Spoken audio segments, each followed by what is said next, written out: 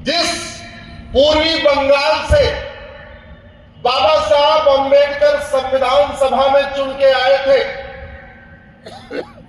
उस पूर्वी बंगाल को आज बांग्लादेश कहते हैं, जहां 90% दलित और पिछड़े हमारे भाई बहन रहते हैं। वहां पर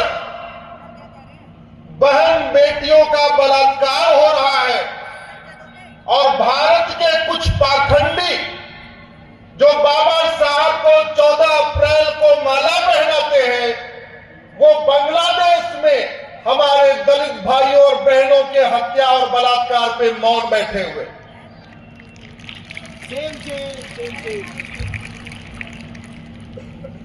बांग्लादेश ईस्ट बंगाल था। गांधी जी ने वहां बहुत सारी रैलियां किया, उसके कारण वहां भी बहुत सारे गांधीवादी हैं। आज बांग्लादेश के गांधीवादियों की हत्या हो रही है, उनका बलात्कार हो रहा है और भारत के पाखंडी गांधीवादी मौन बैठे हुए हैं। बांग्लादेश में भी समाजवादी थे और समाजवादियों का घर लूटा जा रहा है, लेकिन भारत के पाखंडी समाजवादी मुंह बंद करके बैठे हुए हैं। बांग्लादेश में भी वामपंथी थे, उनका भी घर जलाया जा रहा है, लेकिन हमारे पाखंडी वामपंथी मौन है। बांग्लादेश में भी सूर्यवंशी, बांग्लादेश में भी चंद्रवंशी, बांग्लादेश में भी यदुवंशी, बांग्लादेश में भी यादव, पटेल, बिंद, केवट, कुर्मी, ब्राह्मण, क्षत्रिय, वैश्य, दलित सब रहते हैं, क्योंकि 15वीं शताब्दी में तो वहां कोई मुस्लिम था ही नहीं। 15वीं शताब्दी में तो 100% हिंदू थे।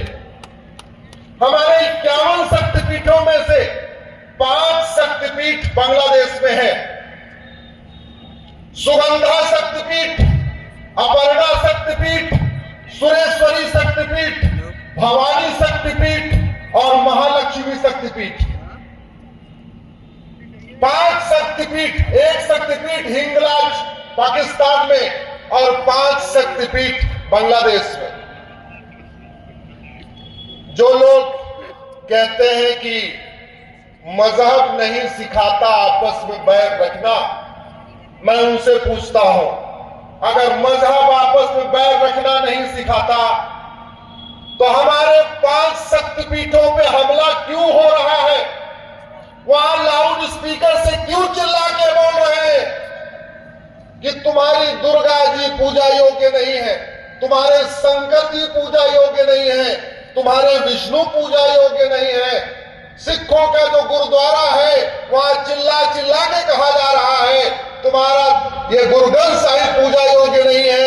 बांग्लादेश के जैन मंदिरों के सामने चिल्ला के कह रहे हैं तुम्हारे दिगंबर पूजा योग्य नहीं है। जहां बौद्धों का मंदिर है वहां चिल्ला के कह रहे हैं कि गौतम बुद्ध भी पूजा योग्य नहीं है। अगर ये मजहब आपस में बैर रखना नहीं सिखाता तो फिर सिखाता कौन है? आखिर ये पाक नापाक की सोच कौन सिखाता है? क्या बच्चा पेट में पाक नापाक की सोच सीख के आता है क्या? अरे पेट में बच्चा तो बच्चा होता है,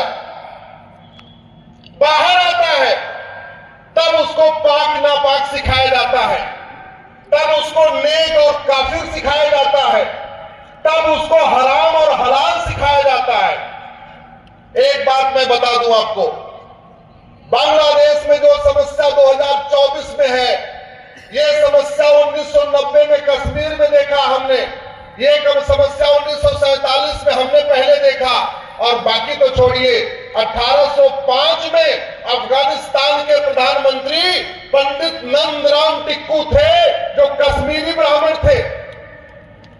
क्या पंडित नंदराम ने टिक्कू ने सोचा होगा कि मैं तो प्रधानमंत्री हूं और कुछ दिन के बाद हमें यहां से भागना पड़ेगा और सारा अफगानिस्तान हिंदू मुक्त हो जाएगा?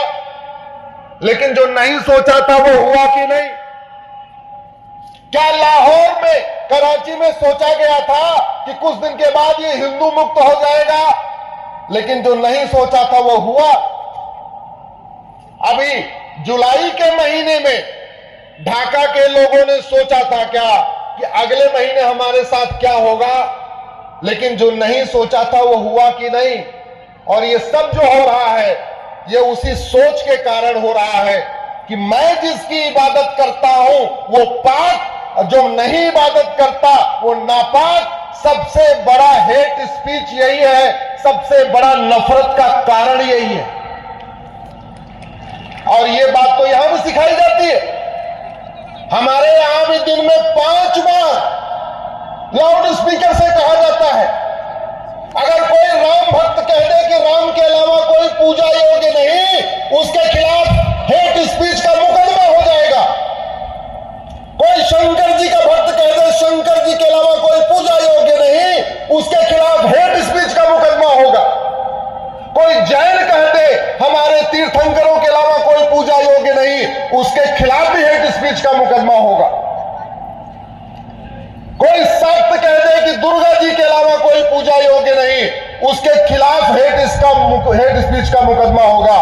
लेकिन दिन में 5 बार लाउड स्पीकर से चिल्ला के कहते हैं तुम्हारे शंकर पूजा योग्य नहीं, तुम्हारे राम पूजा योग्य नहीं, तुम्हारे कृष्ण पूजा योग्य नहीं, तुम्हारी दुर्गा पूजा योग्य नहीं, तुम्हारा गुरगन साहिब पूजा योग्य नहीं, तुम्हारे पार्श्वनाथ पूजा योग्य नहीं, तुम्हारे बौद्ध पूजा योग्य नहीं।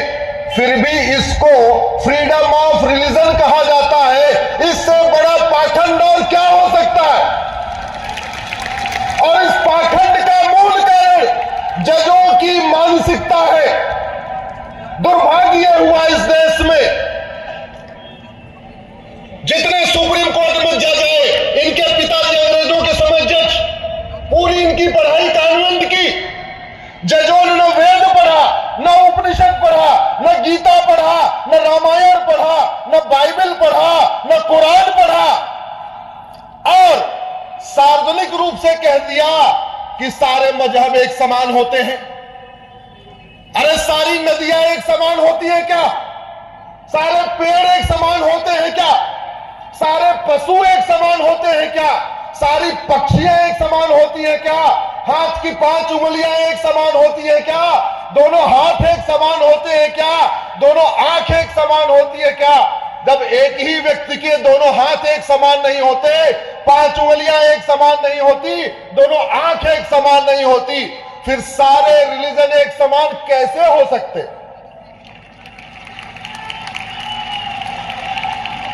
मैं आज इस गजप्रस्थ की धरती, याद रखिएगा, भगवान कृष्ण जो 5 गांव मांगा था उसमें से एक गांव ये भी है, इसका नाम गजप्रस्थ है। गाजी खान है इसको गाजियाबाद बना दिया। इसके लिए मैं सुप्रीम कोर्ट में लड़ाई लड़ रहा हूं कि भारत में एक नामकरण आयोग बनाया जाए और जितने भी हमारे पौराणिक स्थान हैं उनको रिस्टोर किया जाए।